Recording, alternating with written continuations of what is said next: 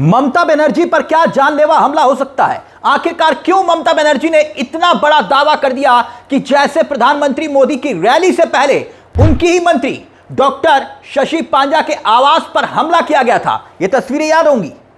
ठीक वैसे ही अगला निशाना ममता बनर्जी का घर हो सकता है, उनका कहना है। इतना ही नहीं, ममता बनर्जी ने एक बार फिर से देखिए सड़कें भर दी। किस तरह से सड़कें भरी, यह तस्वीरें आप देख सकते हैं।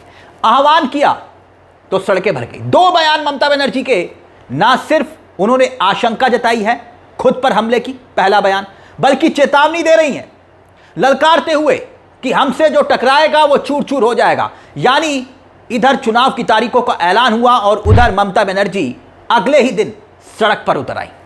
सबसे पहले तस्वीरें देखिए आपकी स्क्रीन पर। पश्चिम बंगाल में विधानसभा चुनाव की तारीखों के ऐलान के बाद कैसे ममता बनर्जी ने, पश्चिम बंगाल की मुख्यमंत्री ममता बनर्जी ने अपने भतीजे अभिषेक बनर्जी और पूरी की पूरी पार्टी के साथ मार्च पर निकल गई। और मार्च एलपीजी सिलेंडर की किल्लत को लेकर था। मगर आप तो जानते ही हैं कि ममता बनर्जी का एक अपना स्टाइल ऑफ पॉलिटिक्स है। स्टाइल ऑफ पॉलिटिक्स यही है, बड़ी बड़ी रैलियां कम करती हैं और मार्च ज्यादा करती हैं सड़कों पर, यानी जनता के बीच। और मार्च भी जब वो करती हैं तो उनका एक तरीका होता है, वो सबसे आगे चलती हैं लीड करते हुए। और इस मार्च में भी अगर आप देख रहे होंगे ममता बनर्जी आगे दिखाई दे रही होंगे। एक बड़ा बयान दिया उन्होंने, बयान नंबर 1। जैसे आपने देखा होगा कि मोदी जी की रैली हुई थी 14 मार्च, जिसका मैंने जिक्र किया था अभी, शनिवार का दिन था। नरेंद्र मोदी की रैली से पहले कुछ घंटे पहले बीजेपी और टीएमसी के कार्यकर्ता देखिए किस कदर आपस में झड़प हुई, और यह हिंसक झड़प थी।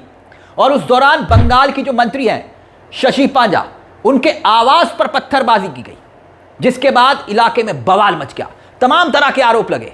और उसी घटना का जिक्र करते हुए ममता बनर्जी ये कह रही हैं कि जो डॉक्टर शशि पांजा के आवास पर हुआ, उन्हें आशंका है कि अगला निशाना उनका घर हो सकता है। और आगे ममता बनर्जी चेतावनी देते हुए कहती हैं कि जो हमसे टकराएगा वो चूर चूर हो जाएगा। सुनिए जरा बयान नंबर 1, और फिर उसके बाद जो बड़ी बात एक और ममता बनर्जी ने कही उस पर भी आएंगे, लेकिन पहले सुनिए ये बयान। আমি আজকে এখানে আসার আগে একটা ভিডিও দেখছিলাম, তাতে ওদের একজন নেতা বলছে রাজ্যের মন্ত্রী শশী পাজার বাড়ি আক্রান্ত হয়েছে, এরপর মমতা ব্যানার্জির বাড়ি আক্রান্ত হবে, কালীঘাট আক্রান্ত হবে, চারিদিকে গুন্ডা লেলিয়ে দেবো। আমরা বলি বুকের পটা থাকলে দেখা লড়ে নেব।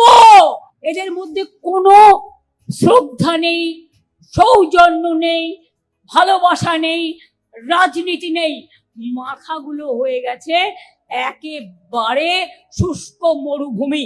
মিটিং করার আগে আপনারা কি করলেন? শশী পাজার বাড়িতে গিয়ে হামলা করলেন। লজ্জা থাকা উচিত, লজ্জা ঘৃণা ভয় তিন থাকতে নয়। আপনাদের প্ররোচনায় হামলার বদলে আমরা করব না, কিন্তু মনে রাখবেন অনেক সহ্য করেছি। আগের বার বলেছিলাম 2011-য় বদলা নাই বদল চাই, আর এবার বলছি बीजेपी हटाओ देश बचाओ, बीजेपी के बॉयकॉट करो। अब एक बड़ी बात ममता बनर्जी ने कही, जहां तक मोदी पर निशाना एक तरफ साध रही थी और दूसरी तरफ मिस्टर ज्ञानेश कुमार, मुख्य चुनाव आयुक्त, जिनके खिलाफ टीएमसी महाअभियोग लेकर आई है। 200 से ज्यादा सांसद इस वक्त ज्ञानेश कुमार के खिलाफ मोर्चा खोले हुए हैं।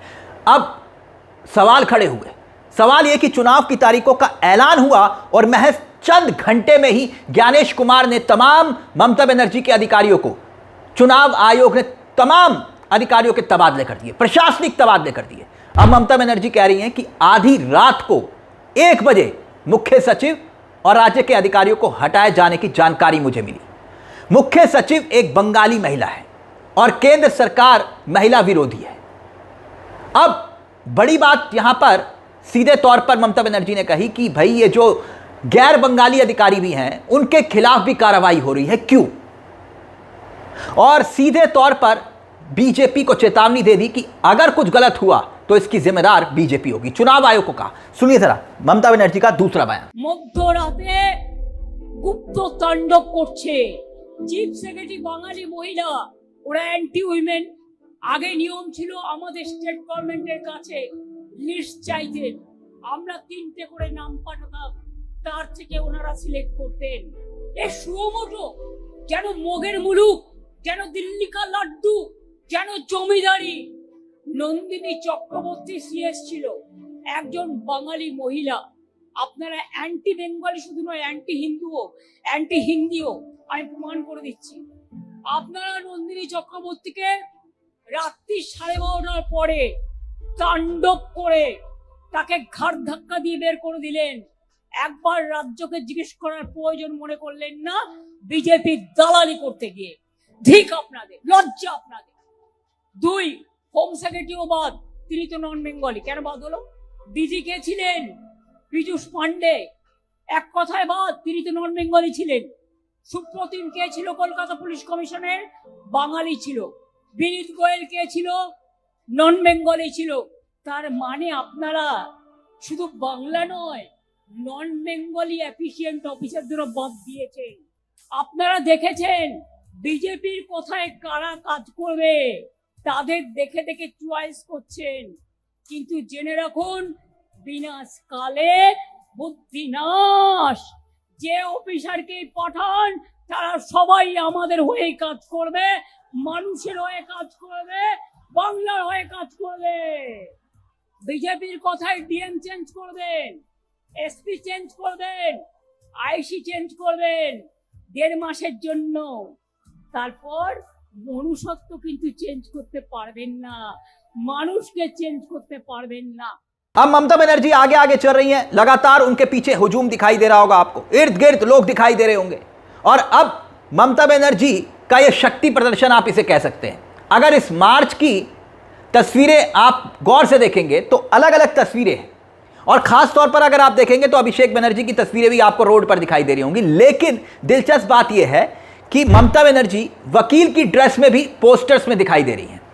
अब ऐसा क्यों किया गया?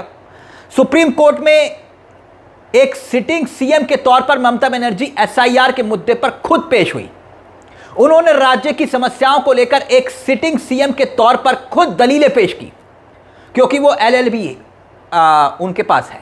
और ये बात साफ है कि लोगों के जहन में ये तस्वीरें याद रहें, इसलिए इस तरह के पोस्टर लगे हुए हैं। ममता बनर्जी किस लेवल पर लोगों की लड़ाई लड़ सकती हैं, सुप्रीम कोर्ट तक लड़ सकती हैं, इसलिए इस तरह के पोस्टर लगाए गए ताकि लोगों के जहन में रहे। चुनाव की तारीखों के ऐलान में और ऐलान के बाद जो बिगुल बजा है, उसके बाद ममता बनर्जी सड़क पर साफ तौर पर पहले भी उतरती थी और अब और ज़्यादा अग्रेसिव दिखाई दे रही, क्योंकि बीजेपी ने पूरी ताकत झोंक दी है। आप देखिए, भले ही क्योंकि पहले राज्यपाल और अब ट्रांसफर, एक तरफ एलपीजी को लेकर किल्लत हो रही है पूरे देश में, अलग अलग तस्वीरें सामने आ रही, और मोदी जी बंगाल में रैलियां कर रहे हैं, और ममता दीदी उसी मुद्दे को लेकर सड़कों पर उतर रही हैं। ममता बनर्जी हर लिहाज से बीजेपी पर वार कर रही हैं, माकूल जवाब दे रही हैं जो भी बीजेपी वार कर रही है। और जिस वक्त मोदी जी चुनाव लड़ रहे हैं, ये बहुत कमजोर विकेट इस वक्त दिखाई दे रही है। अगर आप देखेंगे तो पूरे हालात जो है मोदी जी के खिलाफ है। कैसे आरएसएस के साथ रिश्ते वो अभी ठीक नहीं चल रहे। अगर इकोनॉमी में देखेंगे तो आप मोदी जी फंसते हुए दिखाई दे रहे हैं, देश के अंदर और देश के बाहर। ईरान और इजराइल और अमेरिका की जंग में मोदी जी का जो स्टैंड पहले था, अब कुछ और है। इसको देखकर एक और मुद्दा बहुत महत्वपूर्ण होगा, वो होगा एप्स्टीन फाइल, टैरिफ का मुद्दा। ये तमाम मुद्दे ऐसे हैं जो घर के अंदर और घर के बाहर मोदी जी घिरे हुए दिखाई दे रहे हैं। अब एक एलपीजी का मुद्दा, ये लोगों के घर घर तक पहुंच चुका है। इसलिए ममता बनर्जी सीधे तौर पर मोदी पर वार करते हुए ज्ञानेश कुमार पर सवाल खड़ा कर रही हैं। लेकिन जो बात ममता बनर्जी ने कही कि उन पर हमला हो सकता है, ये एक बहुत बड़ी बात है, और अगर ऐसा हुआ, यकीन मानिए, तो फिर पूरे चुनाव का रुख मुड़ सकता है। इस पूरे मुद्दे को लेकर अपनी राय हमें कमेंट बॉक्स में जरूर दीजिएगा। मुझे तिलक चावला को दीजिए इजाजत। एक छोटी सी दरख्वास्त, चैनल को सब्सक्राइब जरूर कर लीजिएगा। मंच आप ही का है जहां हम सिर्फ खबर नहीं दिखाते बल्कि खबर के पीछे की खबर भी बताते हैं। नमस्कार, जय हिंद, जय भारत।